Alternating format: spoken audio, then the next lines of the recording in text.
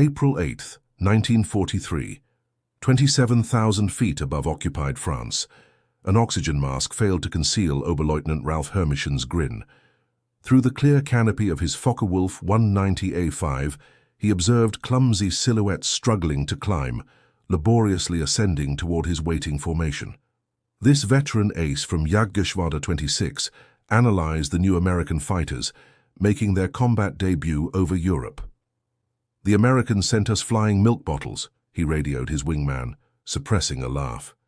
He was watching the massive Republic P-47 Thunderbolts fight for every foot of altitude. Far below, 16 P-47C Thunderbolts from the 4th Fighter Group clawed their way up in tight formation. Their 2,000 horsepower Pratt & Whitney R2800 double Wasp engines roared, straining against the aircraft's immense 7-ton bulk. The climb was slow, agonizingly slow. German pilots were used to sleek Spitfires and agile Soviet fighters. These portly American machines looked absurd. They had barrel-shaped fuselages, greenhouse canopies, and wings that seemed far too small for their bodies. Their propellers dwarfed anything the Luftwaffe flew. They were a joke. But Hermischen was ignorant. None of the German pilots circling like predatory wolves could possibly imagine the truth. They were witnessing the arrival of the very weapon that would systematically dismantle the entire Luftwaffe fighter arm. This was the beginning of their end. In less than 18 months, these flying milk bottles would cease to be objects of mockery. They would become instruments of pure terror. The sound of their 850 caliber Browning machine guns would soon become the most dreaded noise in all of German-controlled skies. The lethal mathematics of destruction was already present in those thick wings. They carried 3,400 rounds of ammunition. This fed a combined rate of fire of 6,000 rounds per minute. It was enough focused firepower to slice a Messerschmitt in two in under 2 seconds. That morning, Major Donald Blakesley, leading the 335th Fighter Squadron, saw the Germans maneuvering to attack. Blakesley, a veteran of the RAF's Eagle squadrons, had only just transferred from Spitfires. He understood a lethal truth that his new inexperienced pilots did not. Survival in the P-47 demanded they forget everything they had learned about air combat. This aircraft represented a total departure from traditional fighter design. It wasn't a nimble dogfighter. It was something else entirely. It was a heavyweight brawler, built for a different war. Germany built lightweight interceptors, aircraft optimized for high climb rates and tight turning performance. Republic Aviation, however, built a high-altitude juggernaut. It was an unprecedented machine that used its sheer mass, immense power, and devastating firepower to rewrite the rules of aerial warfare. Scattered across the sky that day were 56 American pilots. Many would become legends, aces whose names would invoke fear in the Luftwaffe. But on this April morning, they were just novices. They were flying an untested machine against the most seasoned fighter force on Earth.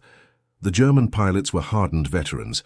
They had been fighting non-stop since 1939, with combat experience over Poland, France, Britain, and the brutal Eastern Front. The American pilots in these new P-47s had exactly 0 days of combat experience. The mismatch was stark. This is a story of industrial logic, crushing tactical brilliance. It's about how quantity and quality can merge to create overwhelming, unstoppable superiority. It is the story of how German laughter turned to sheer terror once they learned what 8 Browning machine guns could do. The P-47 Thunderbolt was born from the panic of June 1940. As the Luftwaffe swept France clean of resistance, Republic's chief designer, Alexander Kartveli, received an urgent request from the U.S. Army Air Corps. They needed a new fighter, and they needed it fast. The Army wanted a high-altitude interceptor to challenge the Luftwaffe's best. Kartveli, however, designed a monster that completely redefined what was possible. "It will be a dinosaur," he famously told his design team, "but it will be a dinosaur with very good proportions." The XP-47B prototype first flew on May 6, 1941. It shocked every person who laid eyes on it. Weighing 9,900 pounds empty, it was 65% heavier than its direct predecessor, the P-43 Lancer. It was, by all accounts, an absolute behemoth.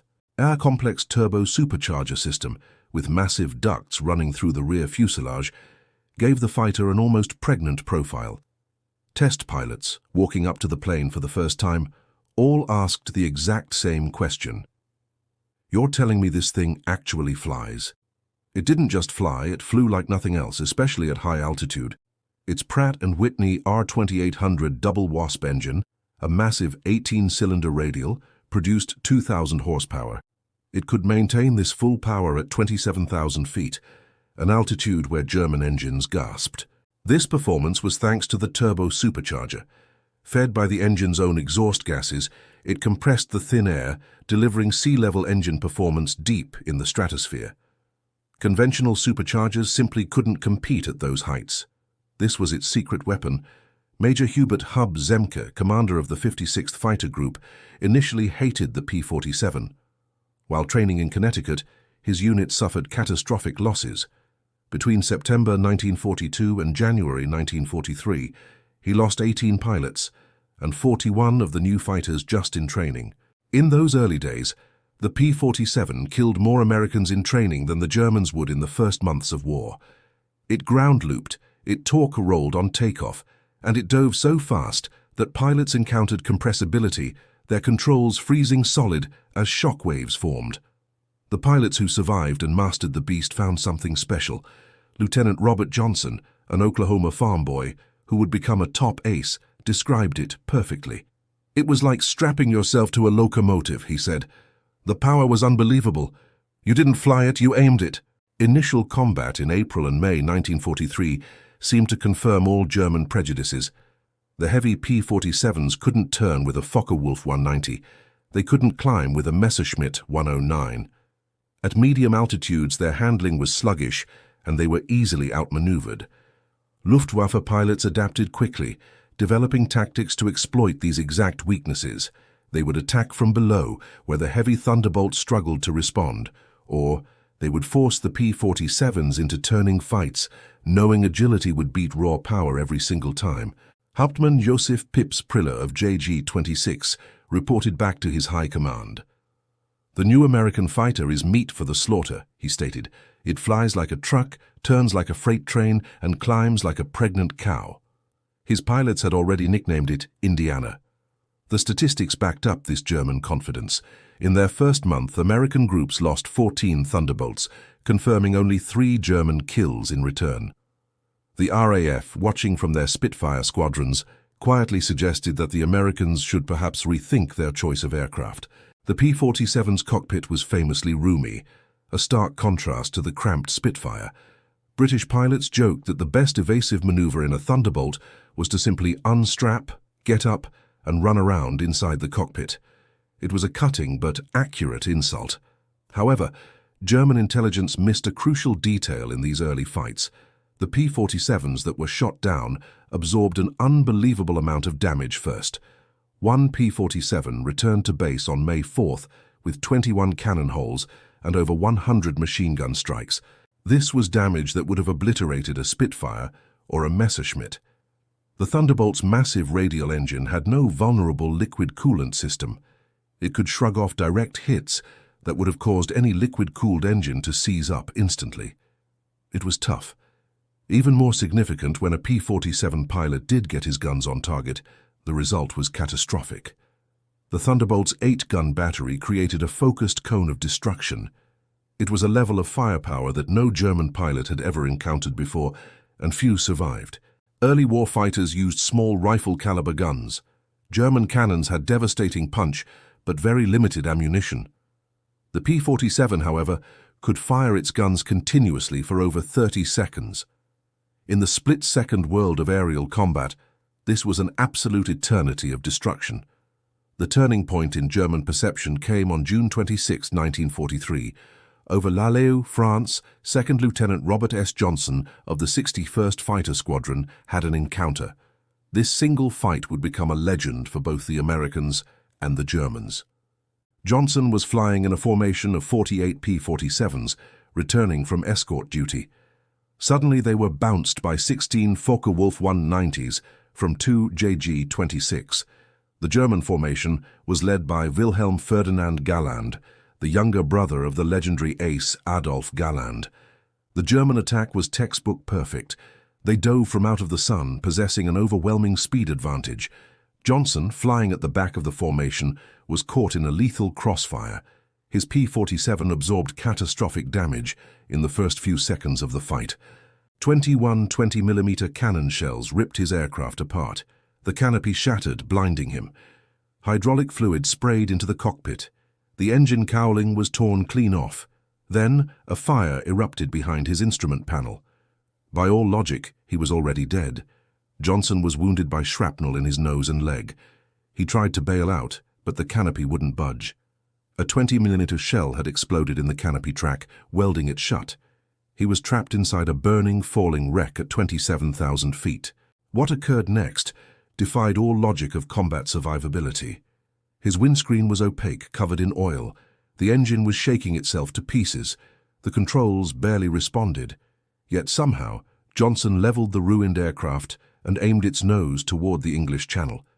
The P-47 flew on, despite damage that would have turned any other fighter into confetti. But his ordeal wasn't over.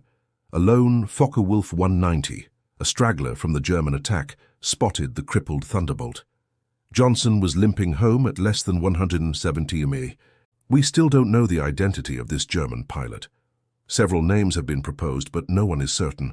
What followed this discovery was one of the most bizarre and extraordinary duels in the entire history of aerial warfare. It was a testament to the P-47. The German pilot slid in behind the helpless P-47 and opened fire with his full armament, 4 20mm cannon and 2 13mm machine guns. Johnson was a sitting duck. Unable to evade, he could only hunch down behind his armor plate and pray. The Thunderbolt absorbed the German's entire ammunition load from his cannons. The German pilot, now out of cannon shells, repositioned and fired again, emptying his machine guns. He then pulled alongside Johnson, staring in complete and utter disbelief at the flying wreck. Johnson, wounded and trapped, could see the German pilot's face clearly. He was young, blonde. His expression changed from pure confidence to confusion, and then to something that looked like fear. The German fired again. The P-47 still kept flying. Completely out of ammunition, the German pilot pulled alongside Johnson one last time. He looked over, shook his head in total amazement, rendered an informal salute, and then peeled away, heading back to France. The P-47 had defeated him by simply refusing to die. Johnson crash-landed at Manston, his engine seizing on the runway. The ground crew was stunned. They stopped counting bullet holes after 200. A cannon shell had exploded inches from his head. Another had detonated directly on the armor plate right behind his seat. The massive engine had taken direct hits. Control cables were shredded. Most incredibly, 3 of the 4 main fuselage longerons, the literal backbone of the aircraft, were completely shot through. The plane was structurally destroyed, and yet it had brought its pilot home. This single incident sent shockwaves through both air forces. American engineers studied the wreck, realizing they had built something far tougher than they knew. German intelligence, reading the reports from 2 JG-26, flat out refused to believe it. They marked the report as impossible. In their minds, no aircraft could possibly absorb that much punishment and continue flying. But the combat reports from multiple German pilots all confirmed the impossible. The Thunderbolt had soaked up everything a Focke-Wulf 190 could deliver, and it had simply flown away. By July 1943, American pilots were finally learning. Hub Zemke, commander of the 56th, had figured out the secret through brutal experience. "Don't turn with them," he ordered. "Don't try to climb with them low. Use your weight. Use your power. Use your guns." The P-47's massive weight, once its greatest weakness, now became its greatest weapon. In a dive, it was untouchable. From 30,000 feet, a Thunderbolt could plummet at 550-meter pace. No German fighter, not even in a vertical dive, could match that speed. This incredible dive speed could be converted back into altitude, a zoom climb that left pursuing Germans stalled out far below. Captain Bud Mahurin perfected this boom and zoom tactic. His pilots, however, simply called it the Thunderbolt turkey shoot. They abandoned traditional dogfighting. P-47s would climb to 30,000 feet, higher than German fighters could comfortably operate. When the Luftwaffe appeared below, the Thunderbolts rolled over and dove. They moved so fast that German pilots couldn't even attempt a deflection shot. At the bottom of that dive, the 8 heavy guns would speak. Surviving German pilots called it facing a wall of lead. The firepower created a zone of absolute destruction. Aircraft caught in that cone of fire didn't just get shot down, they disintegrated. The full power of the P-47 was revealed on August 17, 1943, during the infamous Schweinfurt-Regensburg raid. This deep penetration mission showed the P-47's range limitations, but it also demonstrated its terrifying effectiveness when its new tactics were put to use. Major David Schilling and the 62nd Fighter Squadron found a formation of Me-110 destroyers. These twin-engine fighters, armed with heavy cannons and rockets, were the Luftwaffe's dedicated bomber killers. They were moving in to attack the vulnerable B-17s. Schilling's 4 P-47s dove from 28,000 feet. A surviving German gunner, Hinrich Roth, later said, "They came down like hammers from heaven. I opened fire and saw good hits on his wing. The P-47 didn't even wobble. Then the American pilot fired. The aircraft in front of me," Roth stated, "simply came apart. It wasn't shot down, it was destroyed. Wings, tail, fuselage, all shredded into confetti. In just 2 seconds, the Me-110 became nothing." This was the power of the 8-gun battery. In that single engagement, 8 German fighters were annihilated in less than 1 minute. The German pilots, veterans of multiple fronts, had never seen or experienced such concentrated, violent firepower. It was a complete shock to their system. Each Thunderbolt carried 425 rounds for each gun, 3,400 rounds total. At 300 yards, all 8 guns converged on a 6-foot-wide zone. Anything caught in that zone was struck by 150 caliber projectiles per second, each moving at 2,900 feet per second.